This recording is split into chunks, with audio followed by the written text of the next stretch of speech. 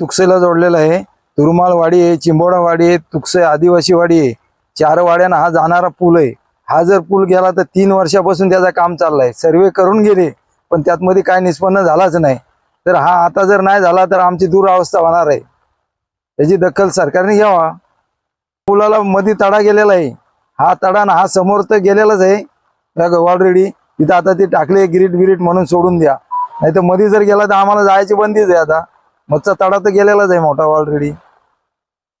मी निलेश सदाशिव पांगारे, मुक्काम तुकसे। आमचा जवळजवळ 40 वर्ष झाले पुलाला। लोक आश्वासनं देऊन जातात पण कुणी काय केलं नाही। तर पहिला पूर झाला जुलै महिन्यामध्ये।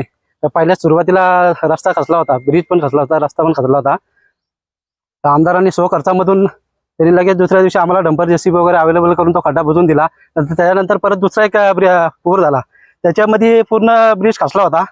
प्रशासनाने येऊन इथे आम्हाला थोडा सहकार्य केला।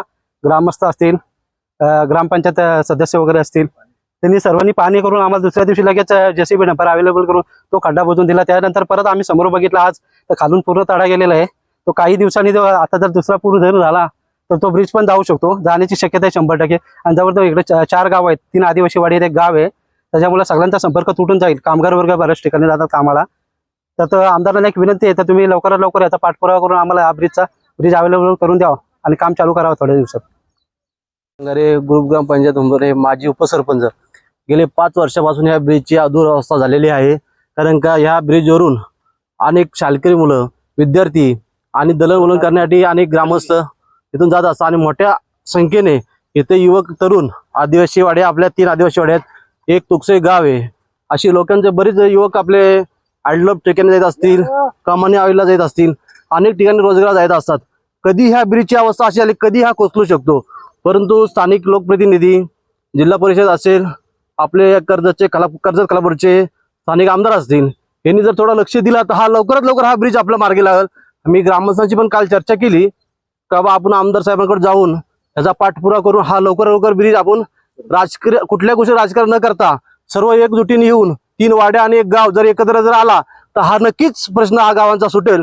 पण असे काही आपले कार्यकर्ते आहेत, त्यांनी सांगितलं आश्वासन आता ज्ञानेश्वरने बाईट दिली का बा आपण आमदारांच्या मागे जाऊन आता स्थानिक लोकप्रतिनिधी म्हणजे करायचं काम, एवढं मोठं काम करायचं म्हटलं कमीत कमी हा 2-2.25 कोटीचा ब्रिजचा काम असेल, पण एवढा मोठा निधी उपलब्ध कोण करू देऊ शकत नाही। आता स्थानिक लोकप्रतिनिधी म्हणून कर्जतचे कलापूरचे आमदार हेच आपलं करू शकतात।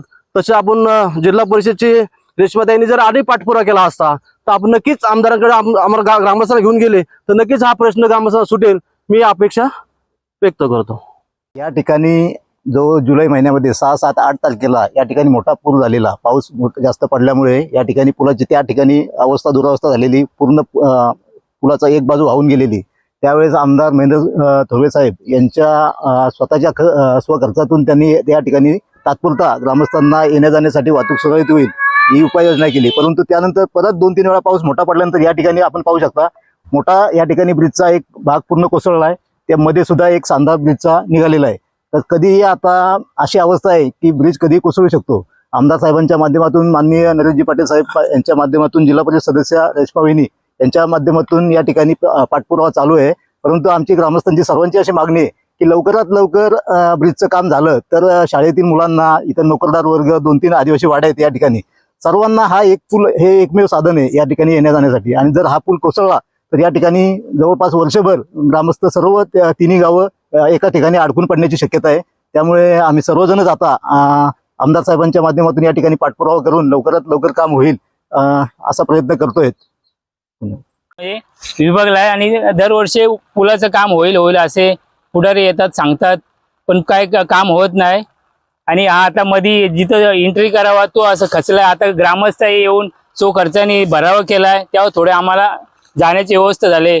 आणि मुलं पण आमची शाळेत जातात, कोण 10वीला 12वीला, त्यांचं पण नुकसान होऊ शकतो। इथं मध्ये जर पूल ढासळला दुसरं काही साधन पण आहे आम्हाला। आणि आमचं इथून 1.5-2 किलोमीटर गाव आतमध्ये आदिवासींची मुलं जातात।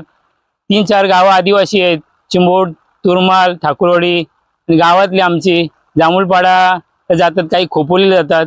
तर मुलांची पण अवस्था खराब आहे, त्यांचा निकाल पण लागू शकत नाही व्यवस्थित, दुसरं काय नाही। आणि लवकरात लवकर हा पूल आमचा व्हावा अशी ग्रामस्थांना आशा आहे।